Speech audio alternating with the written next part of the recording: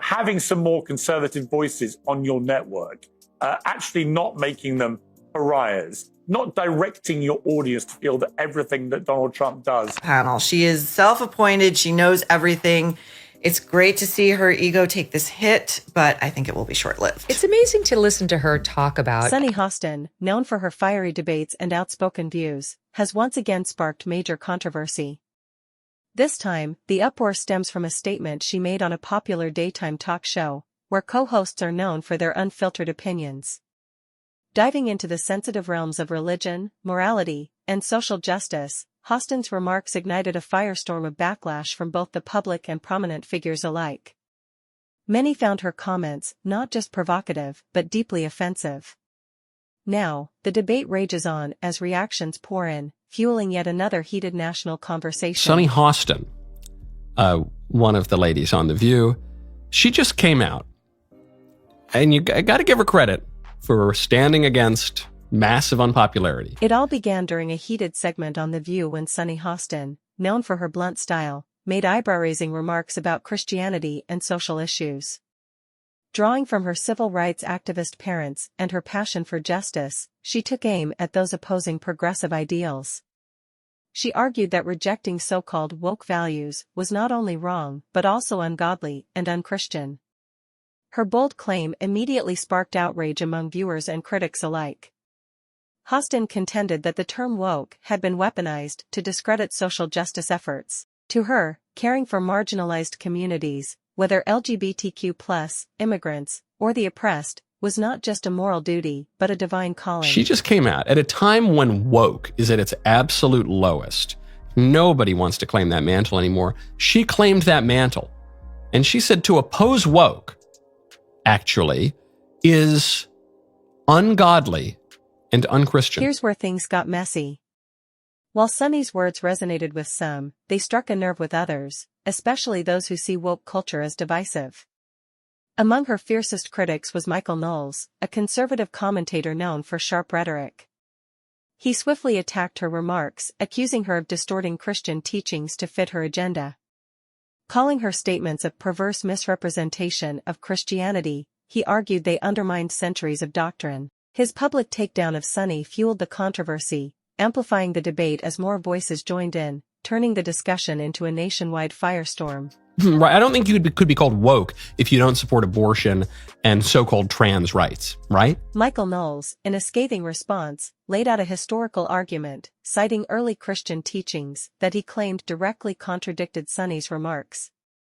Referencing scripture and church tradition, he argued that Christianity has long upheld clear positions on issues like the sanctity of life and the immutability of gender. Knowles accused Sunny of cherry-picking religious principles to fit progressive ideologies, portraying her not just as misguided but as deliberately distorting the faith for political purposes. If that wasn't enough, he took a sharp jab, questioning how a talk show host could attempt to rewrite moral teachings upheld by theologians for millennia. And she says that if you oppose those things, you are ungodly and unchristian. Even those two words placed together. She is equating godliness with Christianity. So she's saying Christ is God. She's saying Christianity is the true religion. But if you want to really be a Christian, if you want to really be godly, you have to really be a Christian. And if you want to really be a Christian, you have to oppose non-negotiable tenets of Christianity. The backlash didn't stop with the news cycle. Sunny's comments sparked widespread criticism from viewers, religious leaders, and even media peers. Many accused her of being out of touch, with some labeling her remarks as racist and sexist. Critics argued that by equating opposition to progressive values with being ungodly, she dismissed the deeply held beliefs of many, particularly those in conservative or religious communities. To some, her words felt like a personal attack on their faith and values. But who knows better? 2,000 years of Christians, the succession of the popes and the bishops and the priests and Christians for millennia, or Sunny Hostin? No. I guess Sunny Hostin redefines what is Christian. The internet erupted with reactions ranging from outrage to mockery. Social media buzzed with hashtags like #SunnyHostin and #WokeChristianity, while memes flooded platforms, some ridiculing her as hypocritical, others expressing genuine anger. Religious leaders weighed in, warning against using faith as a political weapon. Despite the backlash, Sunny remained undeterred, doubling down on her stance in subsequent episodes of The View, further fueling the debate and keeping the controversy alive. How does she get there? I was with her when she equated godliness with Christianity, but then she seems to undermine both, because leftism is Christianity without Christ. Here's where things took a turn. Past statements from Sunny began resurfacing, adding fuel to the fire. Critics noted this wasn't her first controversy, far from it.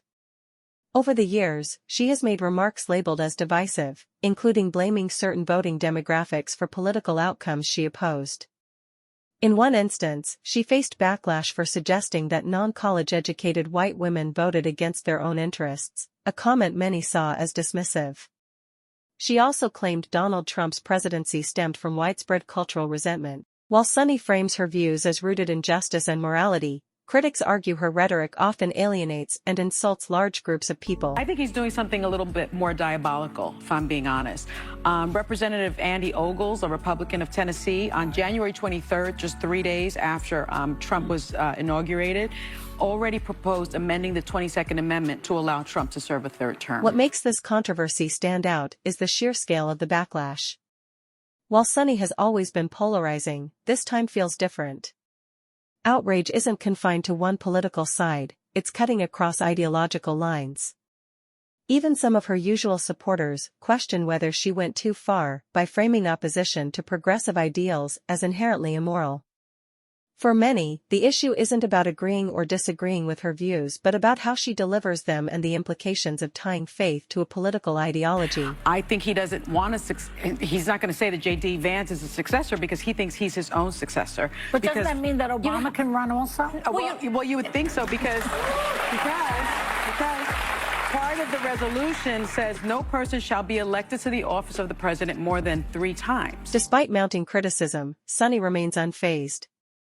On subsequent episodes of The View, she defended her position, insisting her statements were rooted in her lived experience and upbringing. She cited her family's involvement in the civil rights movement as proof of her commitment to justice and equality. However, this defense didn't sit well with everyone. Some accused her of using her background as a shield against valid criticism, while others questioned whether personal experiences gave her the authority to speak so definitively on matters of faith. What's clear is that this controversy has struck a nerve, exposing deep divisions not just in American society but also within religious communities. Sunny's comments have sparked a broader debate about the intersection of faith, politics, and social justice. To critics, her remarks highlight the dangers of conflating religion with ideology. To supporters, they serve as a call to action, challenging people to rethink what it truly means to care for one's neighbor. And I've been criticizing them for 8 years for doing it, pointing out that it's not the job of the media to take sides. Just when it seemed the drama couldn't get any juicier, new developments suggest Sunny's public controversies are just the tip of the iceberg. Behind the scenes, she's reportedly facing personal challenges that could have even bigger implications for her career and public image. Rumors are swirling about her alleged involvement in her husband's ongoing legal troubles, with speculation that she may have played a role in covering up alleged crimes. Could this be the beginning of a larger unraveling? And just when you thought the U.S. controversies were messy enough, the spotlight has shifted from Sunny's public statements to her personal life, and it's a roller coaster. We're talking lawsuits, accusations, and swirling rumors that have sent shockwaves through media and legal circles. If you thought her on-air debates were dramatic, buckle up. Sunny's personal challenges may prove to be even more explosive. Tell them to look at themselves very hard in the mirror and say, have we really not brought this on ourselves? Let's dive in. Sunny's husband, Dr. Emmanuel Hostin, a respected orthopedic surgeon, is at the center of one of New York State's largest legal cases in recent history. This isn't a minor dispute, it's a massive federal lawsuit involving nearly 200 defendants, including doctors, medical personnel, and healthcare providers, all accused of insurance fraud filed by American Transit, a commercial auto insurer. The lawsuit claims Dr. Hostin knowingly engaged in fraudulent practices, including unnecessary surgeries and excessive billing. The alleged fraud spans several years, totaling hundreds of millions in damages. According to the documents, he knowingly provided fraudulent medical and other healthcare services, including arthroscopic Here's where surgeries. things get murkier. While the lawsuit primarily targets Dr. Hostin's medical practice, rumors are swirling about Sunny's potential involvement. Could her legal expertise and high-profile platform have helped her husband navigate or even cover up these alleged activities? Some speculate she may have advised him on sidestepping regulations or, worse, actively shielding him from scrutiny. So we know Sunny Hostin and her husband, Dr. Emmanuel Hostin, are preparing for a legal battle to fight accusations that he committed federal insurance. The whispers surrounding Sunny have only grown louder with her fierce public defense of her husband. She has slammed American Transit, calling the lawsuit baseless and accusing the company of targeting Dr. Hostin as part of a smear campaign. According to Sunny, the insurer is exploiting her celebrity status to poison public opinion against her family. In one of her most talked about statements, she quipped that American Transit would be receiving a PhD from FFO University, a not-so-subtle way of saying they messed with the wrong person. But here's the thing, critics are now questioning whether her over-the-top defense is more than just support for her husband. Could it be an attempt to deflect attention from her own potential involvement? Adding to the intrigue, Sunny has enlisted high-profile attorney Mark Garagos, known for representing some of Hollywood's biggest names. Garagos has threatened to countersue American Transit for defamation, demanding millions in damages for what Sunny and Dr. Hostin claim is a campaign of harassment. Meanwhile, American Transit isn't backing down. The company has doubled down on its accusations, alleging that Dr. Hostin participated in a systematic effort to exploit New York's no-fault insurance laws, which allow medical providers to bill insurers directly for accident-related treatments. According to the lawsuit, many of those services were either unnecessary or grossly overbilled, fueling suspicions that this legal battle is far from over. Essentially saying that it's a money grab, and they're also going to countersue for millions of dollars, $5 million. Adding fuel to the fire are details from the lawsuit's 698-page complaint, which outlines specific instances of alleged fraud. It claims Dr. Hostin performed surgeries on patients with minor car accident injuries, billing American Transit for potentially unnecessary procedures. The company also alleges he received kickbacks disguised as dividends or cash distributions.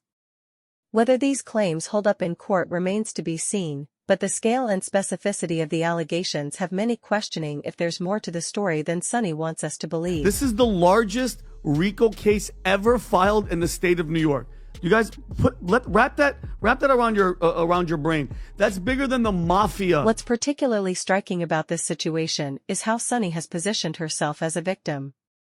She claims the lawsuit is a desperate move by a nearly bankrupt insurance company trying to avoid paying its bills. She's also accused American Transit of targeting her family due to her public profile, saying they plastered her family's photos across tabloids to smear their reputation. But here's the kicker. Some insiders question whether Sunny's celebrity status is actually making things worse. Her high visibility ensures this case won't fly under the radar, and her outspoken responses have only drawn more attention to the legal drama. The timing is also suspicious.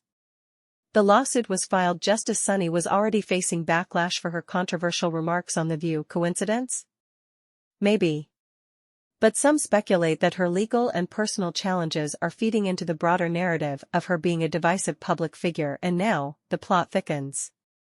There are whispers that federal investigators may be looking into whether Sunny herself benefited from her husband's alleged fraud. Could some of the funds from these questionable medical billings have made their way into their household? If so, what does this mean for Sunny's future? Both legally and professionally, it's a looming question that could carry serious consequences if these rumors hold any merit.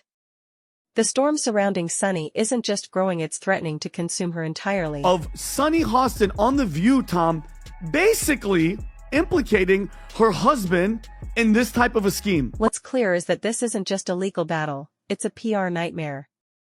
Ever the savvy media personality, Sunny has carefully crafted her public statements to portray her family as victims of a corrupt, failing insurance company. She's even drawn parallels between her husband's case and broader healthcare issues, accusing insurers like American Transit of making it difficult for doctors to get paid. It's a smart tactic, but it hasn't silenced questions about her own potential involvement. But it's just, I mean, Pat, you're married. Tom, you're married. If your husband's doing something, if he's allegedly doing something like this, you guys would know if your wives were up to. Meanwhile, the legal proceedings are shaping up to be a long, drawn-out affair. Experts note that civil cases like this, especially those filed under federal racketeering laws, can take years to resolve. The discovery process, where both sides gather evidence and depose witnesses, could drag on for months, if not longer.